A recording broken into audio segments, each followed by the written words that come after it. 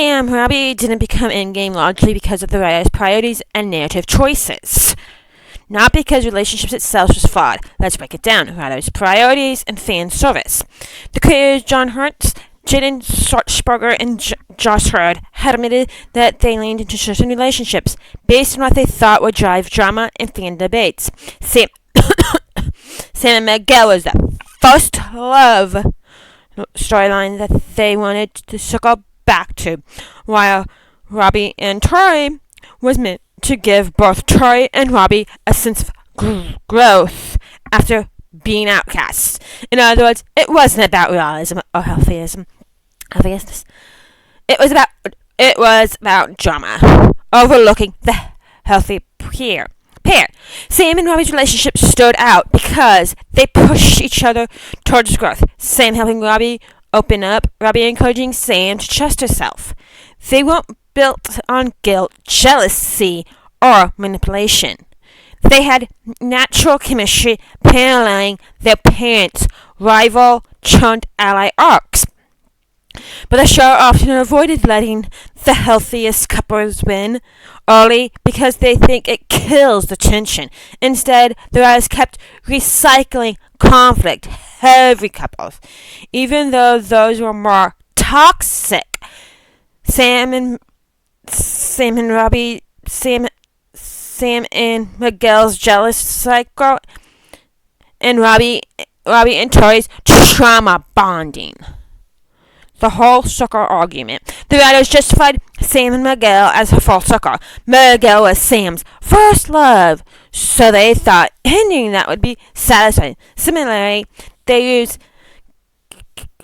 Tori and Robbie as a way of healing for both Robbie and Tori, but this choice ignored the fact that Sam and Miguel's relationship repeated unhealthy patterns over and over. Robbie and Tori's connection was mostly subconscious and reactive. Sam and Robbie actually had the foundation of trust and growth that would realistically last.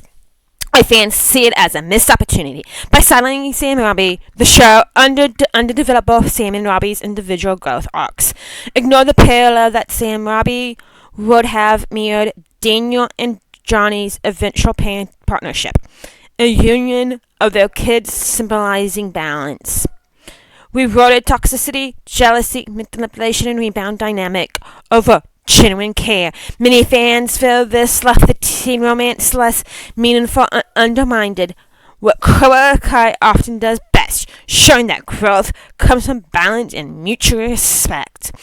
In short, Samobby wasn't Endgame because the writers prioritized drama-driven, full sucker appearance instead of rewarding the healthiest relationship. Sam and Miguel and Tori and Robbie were chosen as flashy conclusions, but Sam and Robbie represented the most balanced and realistic love story, one that was never fully honored. Let's break down why Daniel and Amanda, healthy, and Johnny and Carmen, toxic/messy, were both kept as Endgame.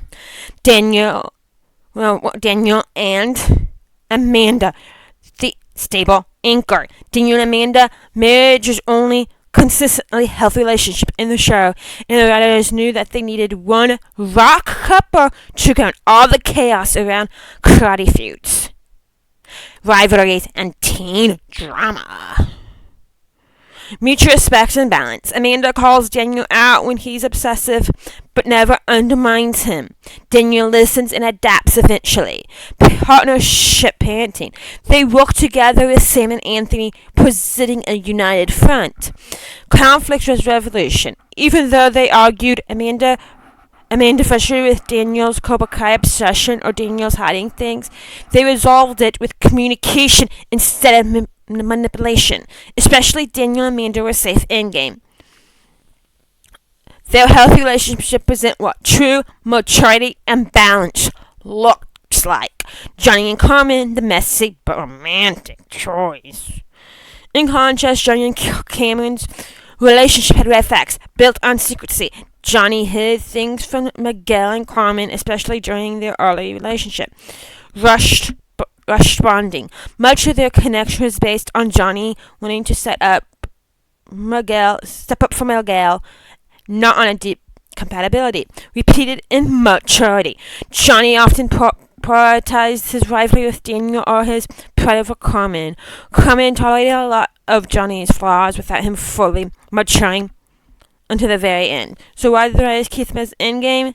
Narrative symmetry. Johnny becoming Miguel's stepfather gave him a full family arc, symbolizing his redemption as both father and mentor.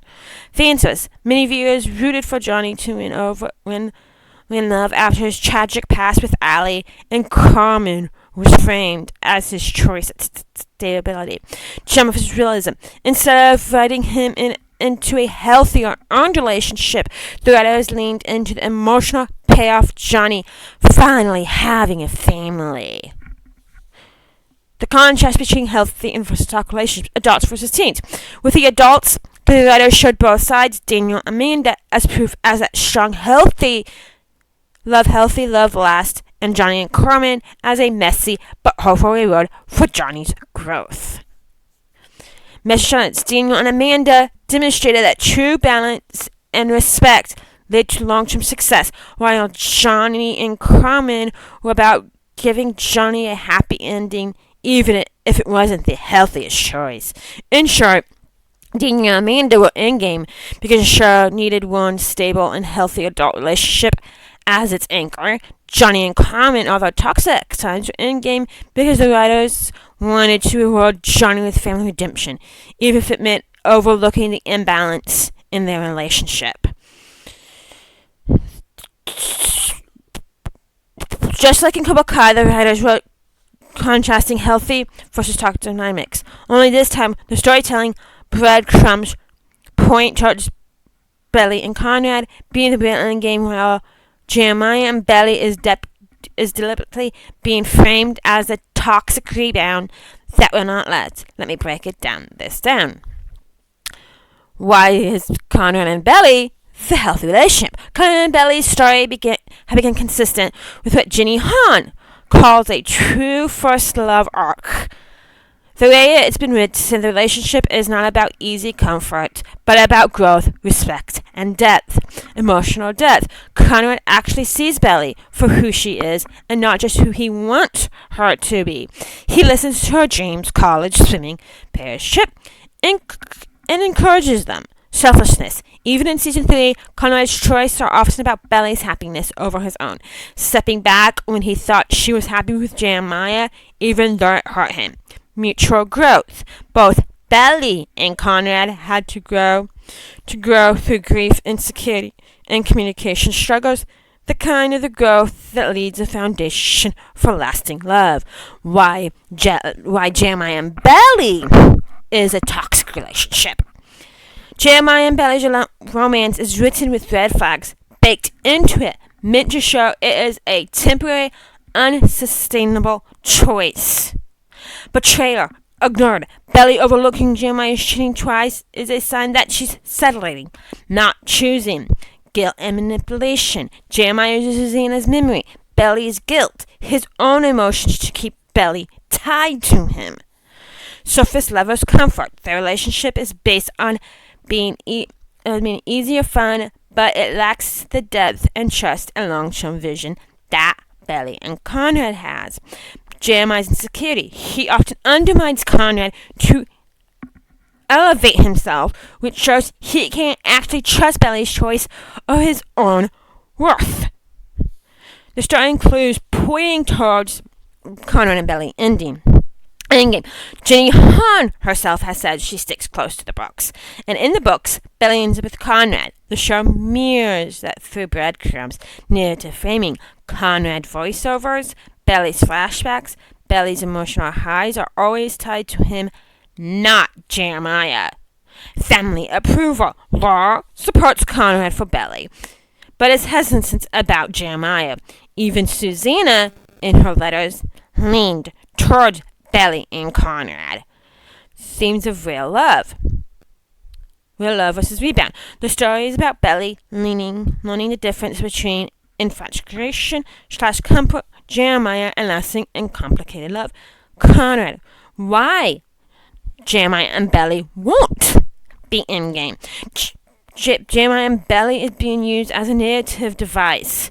It gives Belly the chance to choose wrongly and realize firsthand that easy love isn't always true. By showing Belly in a toxic dynamic, the writers make her eventually return to Conrad, fair on, not inevitable.